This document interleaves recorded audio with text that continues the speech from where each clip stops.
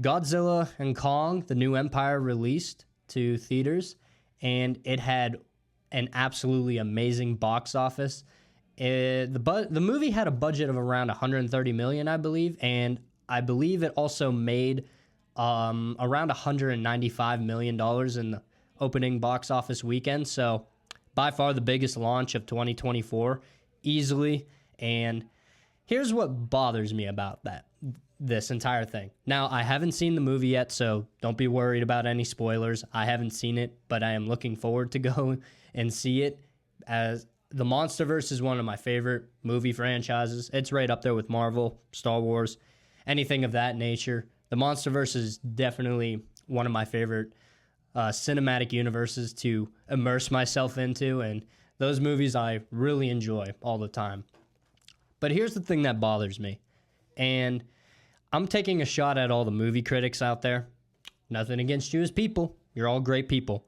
But I don't give two shits about your comments on movies, if I'm being honest. The problem with movie critics is the fact that they go into these movies expecting good plot, good character development, well rehearsed and, honest dialogue between characters. I'm sorry, if you go into these movies expecting, all those great aspects that human on human interaction is like when it comes to some of the greatest films ever, yeah, guess what? You're going to be very disappointed. Who honestly goes to these movies and expects a good plot, good story development, good character arcs and all that? Nobody. If you look at all the Rotten Tomatoes scores on all of the Monsterverse movies, it's actually kind of hysterical as to what the critics think compared to what the audience thinks. So let's start off with the movie that kicked it all off back in 2014, the original Godzilla movie. So on this one, 76% Rotten Tomatoes score. That's from the critics, and then the audience gave it a 66% rating. Now, I think that's largely in part to there was barely any Godzilla in this movie, and the Muto, there was barely any of that in this movie. I think total screen time, obviously, the movie was around 2 hours, around 2 hours long. I think Godzilla was only on screen for about 15 to 20 minutes max, and that included the final fight between Godzilla and the two Mutos. So obviously, I think the critics are going to give this one a higher rating just because it had to deal more with the people in the movie than Godzilla, which was the title of the damn movie. So that was my biggest issue with it when I watched it back in 2014. That the fact is that there was just barely any Godzilla. There was barely any of that action that we crave, honestly, from movies such as that.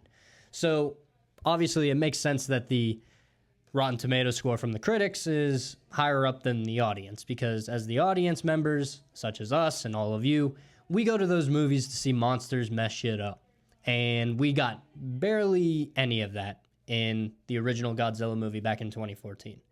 But now as you transition through the years, movie after movie, you notice that the critic score goes down, but the audience score is going up. So the next movie after that Godzilla movie was obviously Kong, and that didn't do too great. I wasn't a big fan of it either. Mainly the whole movie in general. It wasn't really my favorite. I still enjoyed it. All the fight scenes between the skull crawlers and Kong, those were all fantastic parts of that entire movie. But we're going to move on to, we're basically sticking strictly with the Godzilla films. So the next movie after Godzilla 2014, you have Godzilla King of the Monsters, which released in 2019. The Rotten Tomatoes score for that from the critics was 42%, and the audience, 83%. So you're starting to notice a trend here, just because it's less human-focused and more monster-focused. Obviously, we had Godzilla, we had King Ghidorah, we had Rodan, we had Mothra, we had, good quality monsters from the entire Godzilla universe, duking it out in the end. That was one of the most high adrenaline rushes of in a movie that I've ever seen, that I've ever personally gotten. Godzilla King of Monsters was honestly a fantastic film in my opinion, but these movie critics, of course, are going into it, taking it for what it is when it comes to the characters and character arcs and development and story and plot and everything. We don't go to any of these movies to see that. I went to that movie specifically to see Godzilla against King Ghidorah. Godzilla against probably the toughest kaiju in the entire Godzilla universe.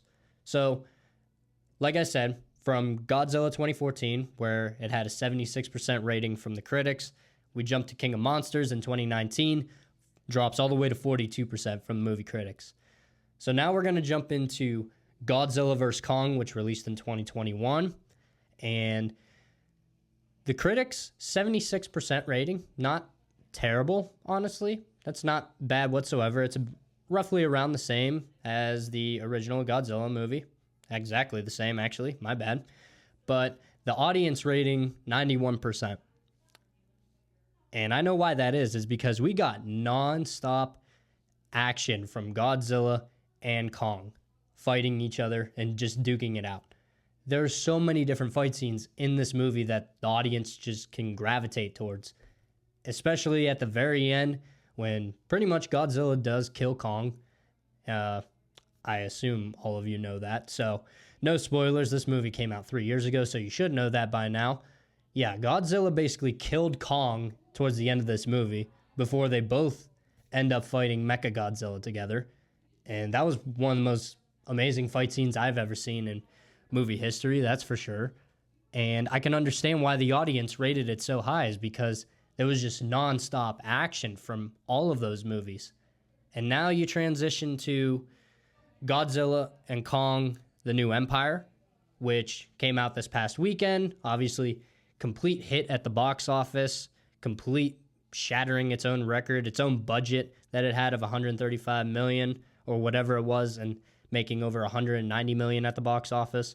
So obviously, movie critics, here we go. 55% Rotten Tomatoes score.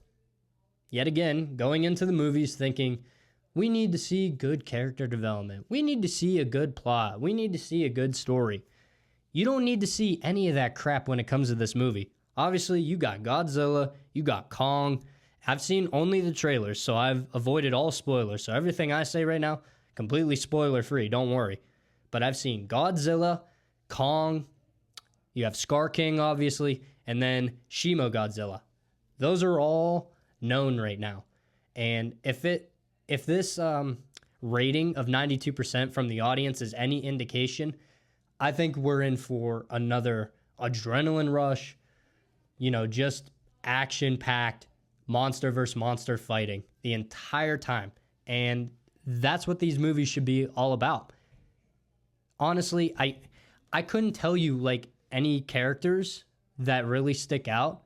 Obviously, you have the actor who plays Dr. Serizawa, who ended up dying in the 2019 film of King of Monsters. But other than him, and then Elizabeth Olsen and the other guy who played Scarlet Witch and Quicksilver in Age of Ultron in the Marvel Universe, those are the only two other characters that I can really, pinpoint with, just think about characters in general. I don't pay attention to those movies for the characters. I pay attention to see monsters absolutely wreck shit.